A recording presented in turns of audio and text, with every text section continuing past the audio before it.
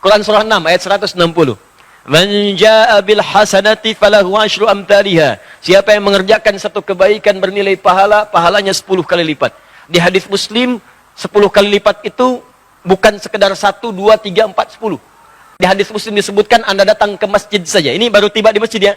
Misal Anda belum sholat, belum bergabung ta'lim, baru nyampe masjid dengan niat ibadah. Itu sudah dapat 25 kebaikan. Langsung kata Nabi, jarak 1 ke 2, 500 tahun.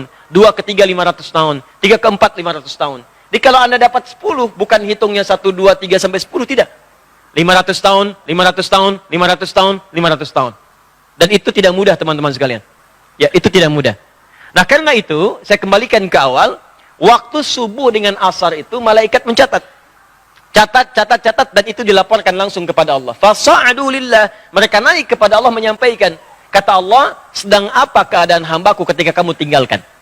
Nah, kalimat ini ingat, kalimat ini menunjukkan bahwa Allah Maha tahu apa yang ingin dikerjakan oleh hamba, apa yang sudah dikerjakan dan sedang dikerjakan. Hanya ingin menunjukkan kepada kita bahwa malaikat tidak mungkin bermaksiat. Ya, jadi Allah nggak nanya pun sudah tahu. Cuma Allah ingin menegaskan pada kita sifat malaikat tidak akan khianat, akan menyampaikan seperti apa yang kemudian dikerjakan dan dituliskan saat mereka meninggalkan kita semua.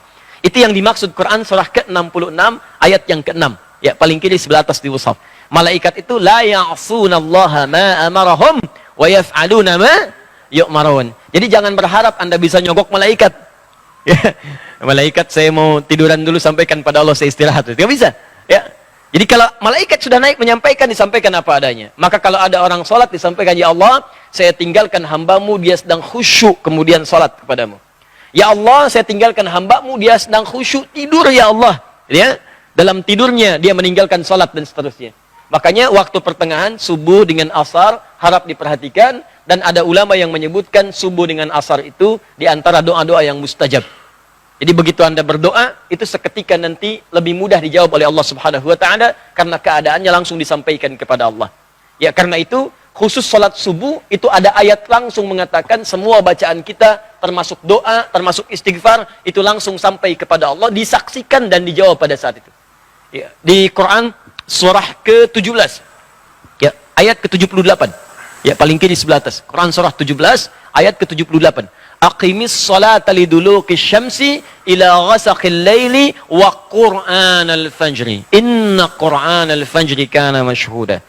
Ya, tunaikan salat dengan benar dari mulai tergelincir matahari zuhur sampai matahari terbenam datang malam isya. Setelah itu qur'anal fajri, khusus untuk salat subuh.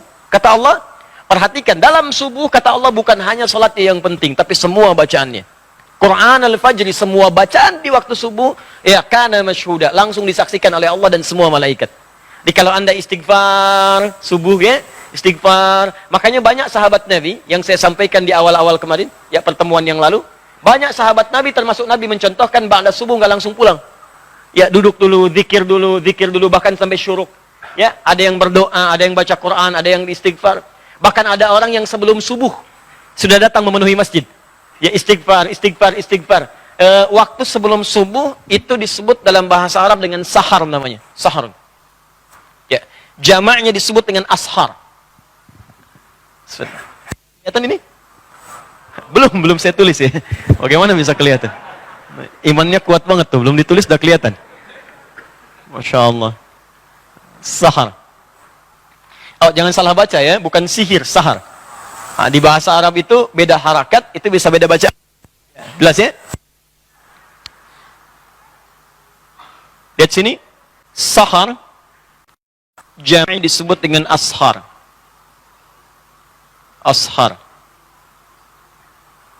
Ini waktu singkat menjelang fajar. Di kalau misalnya fajar, sekarang subuhnya, misal 4.37, sekitar 15 sampai 30 menit sebelum fajar. Ya. Bisa dari jam 4.07. Jam 4.15 itu disebut dengan waktu sahar namanya. Ini. Jamaknya disebut dengan ashar. Nah, dalam Al-Qur'an disebutkan ada kebiasaan penghuni surga itu yang sering istighfar di waktu sahar. Jadi kalau Anda ingin lihat ahli surga yang sedang beraktivitas di Di antaranya kata Quran, lihat nih, orang-orang ini yang sedang istighfar sahar, menjelang subuh. Dan setelah tahajud. Jadi orang ini tahajud, selesai tahajud dia zikir, astagfirullah, astagfirullah, astagfirullah. Ada zikirnya Nabi Yunus, la ilaha illa anta subhanaka inni kuntu minadh dhalimin. Ada zikirnya Nabi Adam, Rabbana zalamna anfusana wa illam taghfir lana wa tarhamna lanakunanna minal khasirin. Ya. Ada zikirnya Nabi Muhammad sallallahu alaihi wasallam, ya, astagfirullah, astagfirullah, astagfirullah. Allahumma antas salam, minkas salam, tabarakta ya dzal jalali wal ikram, la ilaha illallah wahdahu la syarika lah, lahul mulku wal hamdu wa huwa ala kulli syai'in qadir. Hadis Muslim nomor hadis 571 sampai 573. Intinya istighfar. Astagfirullah, astagfirullah, astagfirullah. Itu diabadikan di Quran di dua surah, di dua ayat berbeda. Satu Quran surah ke-51 ayat 18. Paling kanan pertengahan di mushaf. Ini disebut ahli surga yang tinggalnya di surga spesial, di taman surga. Itu kebiasaannya di bumi sering istighfar di waktu sahar. Wabil asharihum yastaghfirun. Menjelang fajar mereka banyak istighfar kepada Allah. Ya, Anda bayangkan, saking paham mereka dengan waktu fajar, mereka nggak pengen terlambat. Sebelum fajar sudah datang. Ini bedanya. Ya, maaf ya, saya ilustrasikan begini nih. Kalau ada pembagian sembako, ya, plus dengan uang satu amplopnya 500.000, langsung di masjid ini, pada jam 4.37. Pertanyaan saya, Anda datang jam berapa ke sini?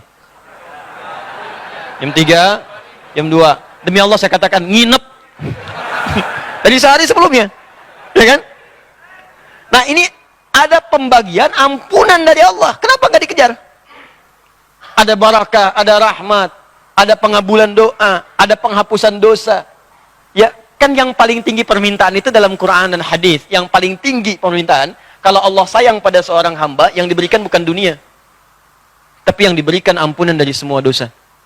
Itu ada di Quran surah ketiga ayat 31. Paling kiri sebelah atas, dengan Quran surah kedua di akhir ayat 222. Qul in kuntum tuhibbunallaha fattabi'uni yuhibbukumullah wa yaghfir lakum dzunubakum. Kata Allah, katakan Muhammad, kabarkan pada umatmu, kalau mereka serius mencintai aku, buktikan cinta itu dengan mengikuti engkau. Ikuti tuntunan Nabi. Dari mulai bangun tidur sampai tidur lagi. Nanti Allah akan berikan cintanya, yuhibbukumullah. Saat Allah berikan cintanya, yuhibbukumullah, apa yang diberikan oleh Allah? Wa yaghfir lakum dzunubakum. Maka yang pertama, mengampuni semua dosa-dosanya. Makanya kalau orang sudah diampuni dosa, berubah dia jadi orang baik. Jadi kalau dosa sudah nggak ada, cirinya, ciri dosa diampuni dan sudah tidak ada, maka Allah akan menjaga orang itu dari perbuatan dosa. Ini mata misalnya banyak dosa. Taubat kita, diampuni dosa mata, maka mata tidak akan bermaksiat lagi. Di begitu akan bermaksiat, dijaga oleh Allah. Tinggalkan. Haram. Tinggalkan. Suara hati kita muncul. Disebut burhan namanya. Ya. Tangan pernah berbuat dosa. Taubat. Nggak akan berbuat maksiat lagi. Dijaga oleh Allah. Ya, maka muncul penjagaan Allah dalam dirinya. Itu yang disebut dengan wa yaghfir lakum dzunubakum. Makanya kata Al-Quran, Allah lebih cinta pelaku maksiat yang taubat dibandingkan orang soleh yang tidak pernah merasa salah. Ayatnya mengatakan, innallaha yuhibbut tawwabin. Allah mencintai orang-orang yang mau tobat. Tobat, tobat, tobat, tobat, dibandingkan orang soleh yang tidak pernah merasa salah. Paham? Nah, ada orang tiap mau subuh datang. Dia ngerti subuh itu banyak nih, didengar langsung oleh Allah, disaksikan. Nggak mau terlambat, kayak tadi, sembako di 4.37, nginep dari malam. Ada orang ingin mendapatkan ampunan Allah, dari sejak malam datang, tahajud, sholat. Bahkan saking pengennya mendapat ampunan, sholatnya serius. Mencontoh Nabi, 1 rakaat sampai 100 ayat. Ya, ada yang 200 ayat, Masya Allah. Ada yang ayatnya aja gitu kan. Terus bacakan, bacakan, bacakan. Begitu datang sahar, astagfirullah, astagfirullah. Nikmat, astagfirullah. Hadis qudsi mengatakan, begitu orang ini mengatakan astagfirullah, man istaghfara liya ghafartu lahu. Ghafartu lahu. Maka aku akan ampuni semua dosa-dosanya pada saat itu. Itulah sahar. Ya. Makanya orang ini akan digabungkan dengan orang sabar, kemudian orang yang jujur, orang yang khusyuk dalam salat, orang yang rajin infak, digabungkan dengan 4 golongan ini, akan mendapat surga yang terbaik saat di akhirat. Itu ada di Quran, surah ketiga, ayat 17. Paling kiri sebelah atas di mushaf. Quran surah 3, ayat 17.